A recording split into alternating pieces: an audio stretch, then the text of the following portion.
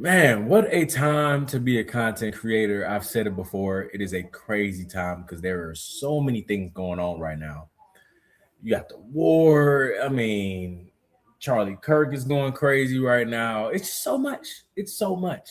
You take 1 or 2 days off, you miss so many things. And today we're going to be talking about how the fragment that was found in an autopsy in this Charlie Kirk investigation was ruled inconclusive, and it struck a nerve for Turning Point specifically.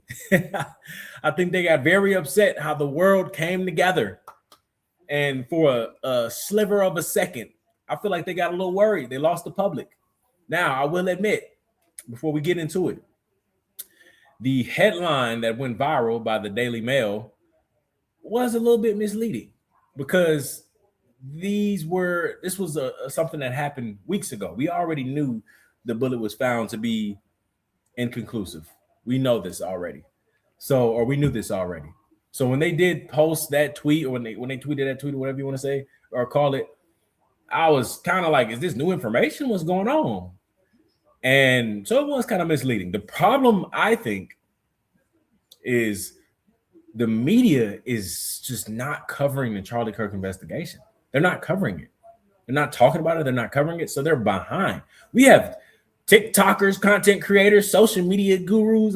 We have the people on the internet breaking news, breaking information, bringing things to the internet, keeping people updated over our traditional, media. And so finally, when a news media outlet decides to cover the Charlie Kirk investigation, they're days and weeks behind. And now that they want to cover it, all the boomers and all those people that stay up to date by those sources, they're surprised. So they blow it up. But we already knew the fragment was found to be inconclusive. So I also was a little misled because I was like, oh, does it mean it's not a match? And all of that. So Turning Point was it struck a nerve the most for them because they for a split second they were a little worried on how all of the public came together. All the media sites started posting it. The bullet didn't match. The bullet didn't match. And again, that's terrible verbiage because that's not true. However, it really bothered Turning Point on how so many people came together and said, "I knew it. It's crazy." And it being inconclusive still shatters their narrative. And that's what we're going to be talking about today because it still proves them wrong. And we're going to chop it up about it. So if you're new to the channel, make sure you hit the sub button. Make sure you like the video. I did a debate last night with Lisa Knowles. It was a great conversation. Go check it out. If you have nothing to do, throw it on in the background. It's pretty long, about 3 hours. But it was good. Had a great conversation. Obviously, we disagree on pretty much everything, but I enjoyed listening to the op side. I wanted to hear their perspective and their thought process. It still doesn't really make sense to me on why they think the way they think. It makes me feel like they aren't real. Like I'm like, how is your thought process this way? I don't know, but I still enjoyed hearing different perspectives. That's all. That's what it's all about. Open conversation and debate, if you want to call it that. So let's jump straight into it. So the Daily Mail tweeted out this tweet right here that upset a lot of people. Where is it at? There we go. It upset a lot of people. Bullet used to kill Charlie Kirk did not match rifle allegedly used by suspect Tyler Robinson. New court filing claims. And everybody started reacting to it. Everybody went crazy. It blew up. All the other news media outlets started posting about it. And yes, it was very misleading because it's not a definitive, we can't say definitively that it's not a match. It's just ruled inconclusive, which means that they cannot confirm or deny if the fragment that was found is tied to the alleged murder weapon. So yes, it was misleading. However, it still shatters their narrative because Andrew Kolvet and Erika Kirk specifically, them two have been talking about how there is overwhelming evidence that points to Tyler Robinson. Erika Kirk specifically used the autopsy as one of her, I want to call it manipulation bullets. She talked about it in the CBS interview, how I saw the autopsy. I saw it. Okay, so if you saw it, then you should have known months ago that you could not confirm or deny if it was really Tyler Robinson. So for her to come out and say these words that I'm about to play is interesting, considering what we now know as the public, because we didn't know this for the longest, right? She wanted to keep this autopsy close and private. It's for the trial. I don't want to release and show too many things because it's going to affect the case. I see why now. I see why. But let's let Miss Shalami take it away with why Tyler Robinson should be easily found guilty, and I don't know why everybody doesn't realize it. Do you, Egyptian do you believe that Tyler Robinson murdered your husband? Yes, I do. Why do you think it is so hard for so many people? Look at them eyes. Yes, I do. You disagree? Oh my gosh. It's just a question. Why do you think it is so hard for so many people to Now, I want to go back. I want to see them eyes. believe? Why do Egyptian you believe that Tyler Robinson murdered your husband? Yes, I do. Why do you think it is so? Sheesh. Disagree with me. I dare you. That's scary, bro. I don't care what nobody say. Imagine sitting in Starbucks, you chilling with your vanilla macchiato, whatever y'all call y'all drinks, and you just chopping it up with somebody, and they look at you like this. I'd be like, lady, do we have a problem? I would be nervous. I wouldn't say that this is normal behavior. Now, don't hit me with she lost Charlie.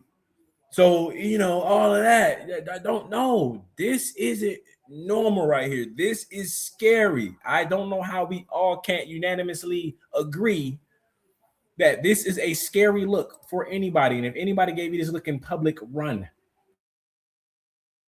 Hard for so many people to believe that reality? Because it's too simple. Again, everyone always has to think there's more to the story. Well, sometimes there's not. I've seen the autopsy report. I've seen our case pulled together. I've been in constant contact with our lawyers, the prosecuting team. I've seen it all. And let me tell you this. Why in the world, why should we, prior to the trial, lay all of our hands and cards on the table for the defense team to see, to somehow then, I don't even know what they would do with it. But what I will say, because it's an open and shut case. That's what y'all been pushing. It's an open and shut case, so it don't matter. It don't matter. Now, let's just go take her defense, right? Play devil's advocate. You don't have to put everything out. Keep everything close to your chest. You don't want to reveal your hand. Let the defense team, pick apart your whatever.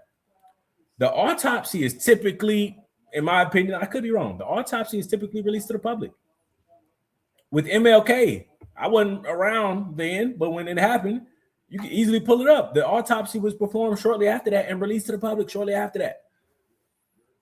She chose to keep the autopsy close. I wonder why. Everybody started speculating about the bullet immediately.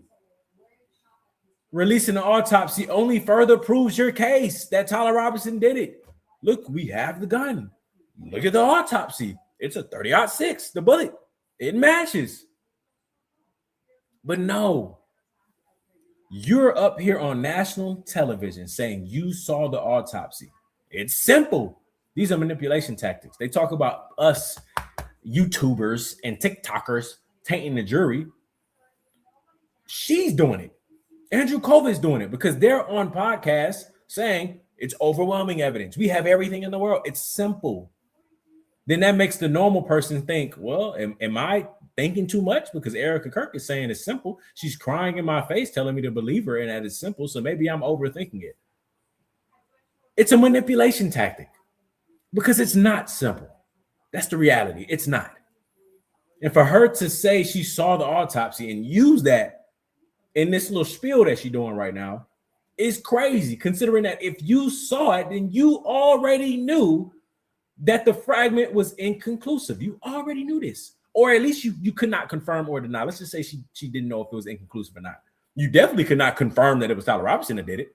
I think we could come to an agreement to that. So for you to say you saw it, again, people in the public are gonna say, "Dang, man, shoot, she might know something I don't know." So I'm gonna take her side. You're creating biased, opinions, tainted juries. She's the one doing that. Andrew Kolvet's the one doing that. And the fragment, the bullet, being fragmented and all that stuff, it defeats their narrative. Right? I know Candace talked about last night on, I think she said if the gun don't fit, acquit or something like that. I can even generalize it a little bit more on why this finding, why this bullet findings of it or the frag finding being inconclusive shatters the narrative, because y'all told us that it was overwhelming evidence. Y'all said, it's things that y'all haven't seen yet. Andrew Kolvet said, I'm told it's a whopper. I'm told they got this guy dead direct. What part, Andrew? Not the gun. The gun that wasn't being able to be, it wasn't detectable by bomb dogs. A recently fired weapon was undetectable by bomb dogs. The weapon has several prints on it, 5+ prints on it.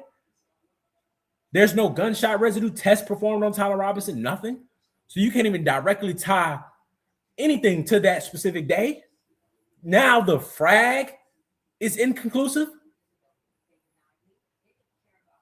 And this is the first time we're seeing it. So these are the private findings that y'all told us to trust you on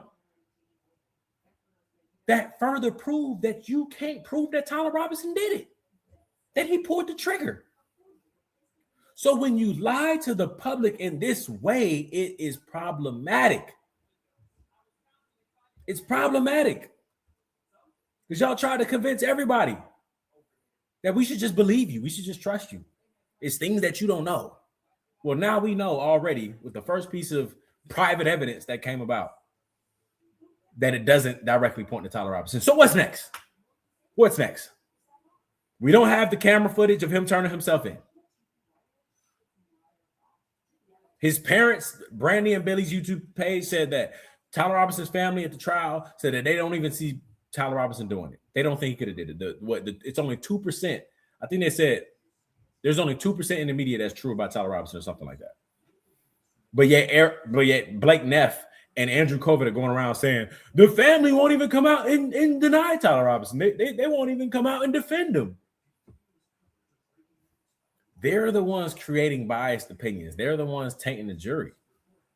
I'm sorry if people like to listen to YouTubers like Candace Owens and other people and they agree with what they're saying. That's nothing crazy. It's social media. You're going on national television, CBS, and telling everybody that this is an open and shut case. That's way bigger than YouTubers. Okay, let's just be for real right now.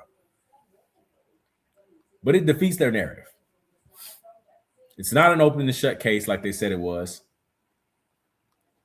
Overwhelming evidence. As of yet, I need to see more. The first piece was not good enough.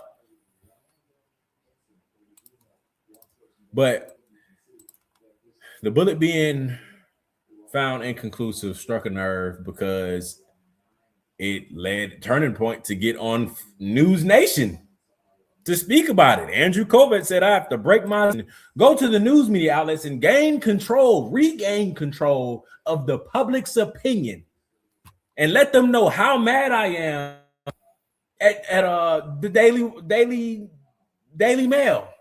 I have to let them know. So let's see what Andrew Kolvet got to say.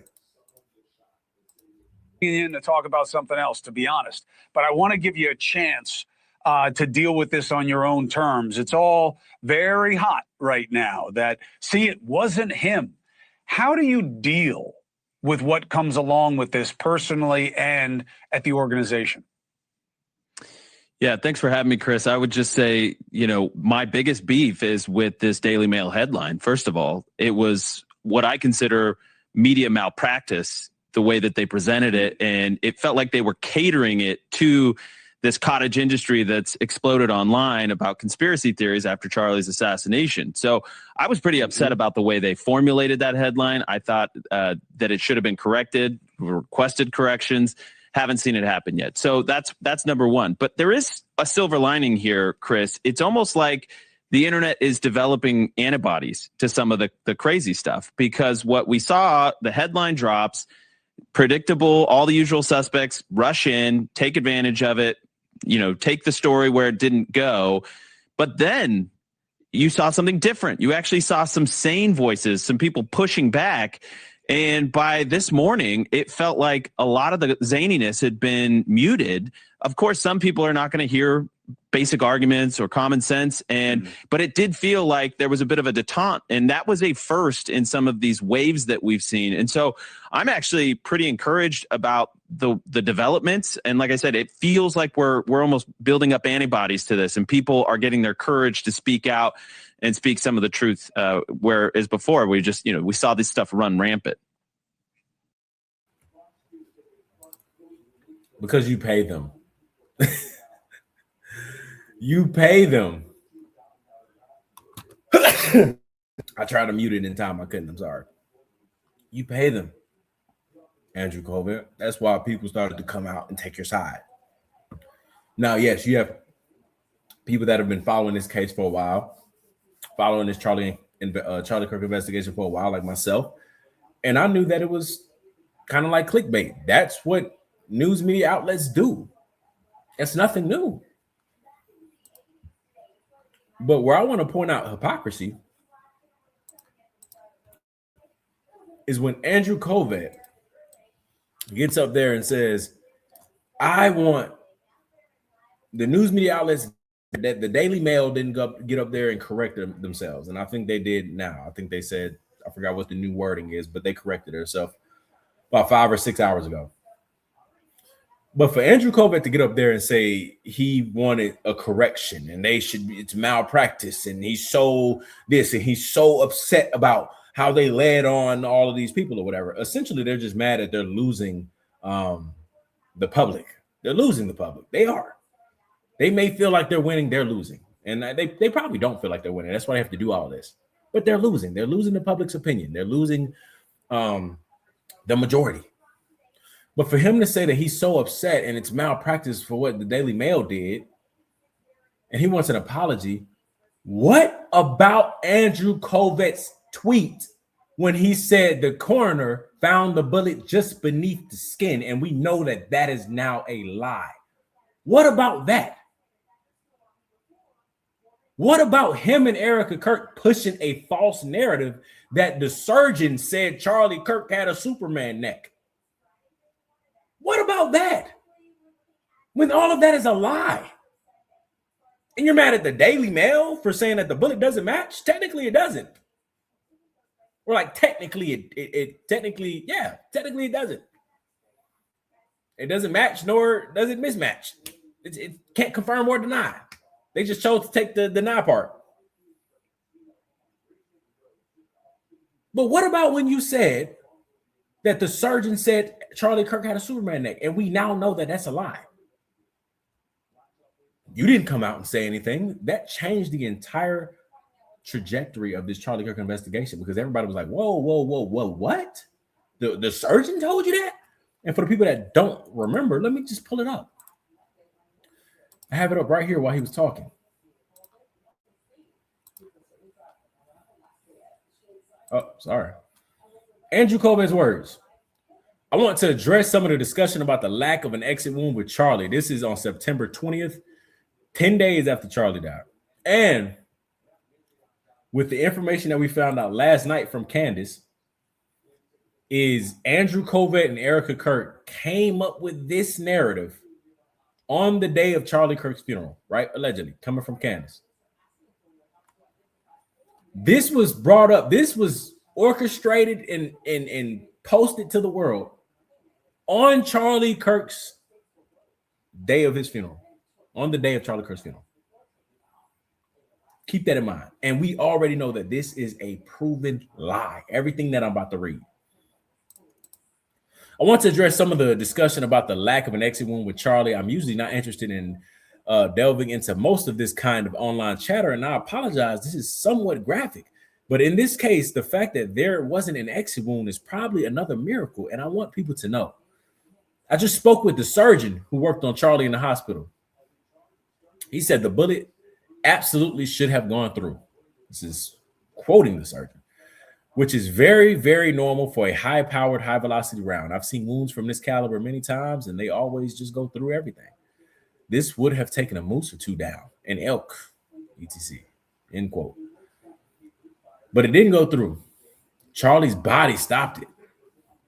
I mentioned to his doctor that there were dozens of staff and students and special guests standing directly behind Charlie on the other side of the tent. And he replied, quote, "It was an absolute miracle that someone else didn't get killed," end quote. Quote, again, the surgeon. His bone was so healthy and density, and the density was so impressive that he's like the man of steel. It should have just gone through and through. It likely would have killed those standing behind him too, end quote. In the end, this is Andrew, the coroner did find the bullet just beneath the skin. Did he though? Even in death, Charlie managed to save the lives of those around him. Remarkable, miraculous. God did. That's what DJ Khaled was saying, right? That's what he's pushing. But God did all of this. It's a miracle. Don't question me. And we all know now that this was a lie made up by Erika Kirk. That is sick. When that came out, that Erika Kirk was the one that orchestrated this whole emotional response that Andrew Kolvet took the fall for, that is sick. And now to get more context and knowing that they came up with all of this on the day of Charlie Kirk's funeral, these people are sick. Sick. According to Candace, they was focused on making sure they controlled the narrative. Once Candace released the information that there was no exit wound, they got worried and had to come up with a reason on why there wasn't an exit wound. Because the public, we weren't supposed to know that. And that's what they came up with. They came up with the idea that we're going to say the surgeon violated HIPAA laws and told us this. So Andrew Kolvet, if you're so mad at the Daily Mail for they misspoke, honest mistake, because the bullet didn't match. It didn't confirm anything. You can't confirm or deny. So it wasn't a complete lie. And you want them to, what are you going to sue them for? What? Not saying he's going to sue, but he seems pretty angry about it.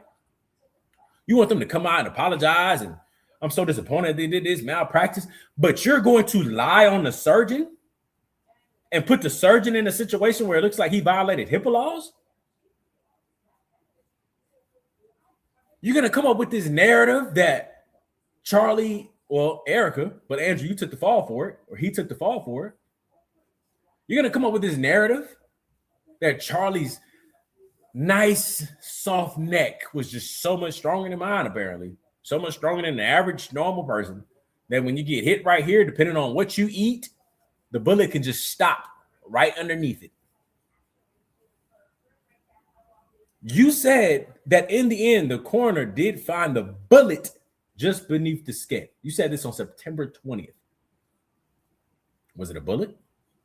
Was it a frag? Just beneath the skin sounds like it was clear as day.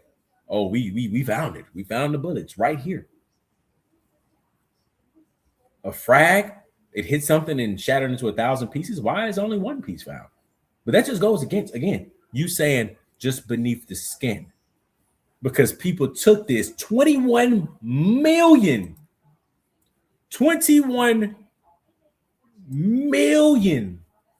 people saw this tweet. You don't think that controls the narrative? You don't think we deserve an explanation on why you lied on the surgeon, you and Erika? That doesn't deserve anything, but you want to get on the Daily Mail for like, what are we doing? These people are annoying. Because the Daily Mail using the wrong words. They misspoke and said that the bullet did not match. That didn't ruin anything. It didn't ruin anything for y'all. And they're so upset about it. They had a whole show yesterday. I don't even want to break that down, but they had a show yesterday, invited somebody on, explaining stuff and all of that. And it's like, brother, we already know that the bullet is found to be inconclusive. We don't know why the Daily Mail said that. We don't know. But I do know one thing. The bullet being found inconclusive still shatters your narrative. That still proves that it's not overwhelming evidence, unless y'all got something else to come up with. But I've said it before. You lie to me once,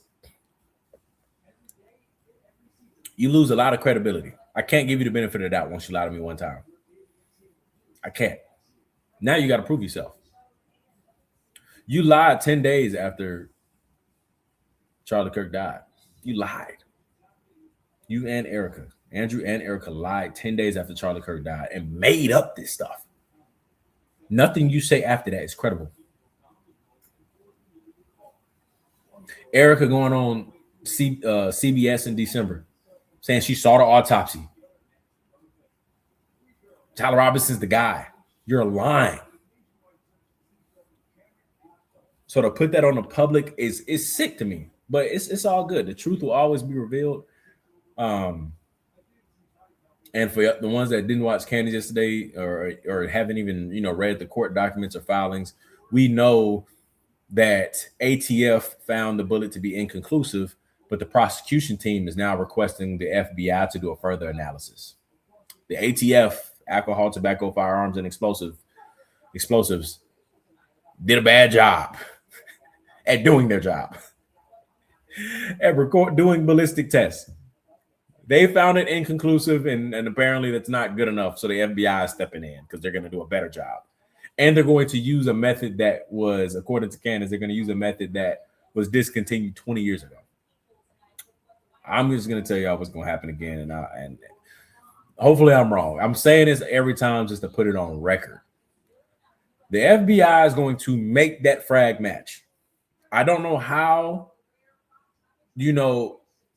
a single frag was found if it shattered into a million pieces, which is what Brian Harbaugh said and other people. I don't know how a single one was found if it shattered into a million pieces. I don't know. But the FBI is going to make that frag match. Tyler Robinson's defense team has requested to push the trial, push whatever out. I don't know what these things are called. I'm no lawyer at all, so I'm not going to pretend to be. But whatever that was supposed to, whatever that was supposed to happen in May, they're requesting for it to be pushed out another 6 months because they just received 600,000 files in March from the prosecution team that they've been requesting for months. They just received it. And they were told to be ready in 2 months. So it took them all of this time to come up with the 600,000 files. But then they're giving the defense less time to read it. So Tyler Robinson's team requested an extension for 6 months. And it's going to get real interesting because what if it's denied? If they approve it, is Andrew and them going to push the narrative that Tyler Robinson and his team are trying to prolong the trial? They're trying to hide something? I don't know. It's just kind of it's sick to me just to see how corrupt people are and how they try to take advantage of the loopholes in our system. Because that's what it seems like, in my opinion. They're trying to throw 600,000 files and make Tyler Robinson team find the important stuff inside of it. And it ain't going to take, it's going to take much longer than 2 months. And I still think at the end of the day, Tyler Robinson is going to take a plea somehow. And, that'll be the end of it. So I don't know. But let me know what y'all think. on everything that's going on right now, as more things continue to drop every single day. And we'll see. But again, if you're new to the channel, make sure you hit the sub button before you leave. Make sure everybody hits the like button before you go too. And I will see y'all on the next one.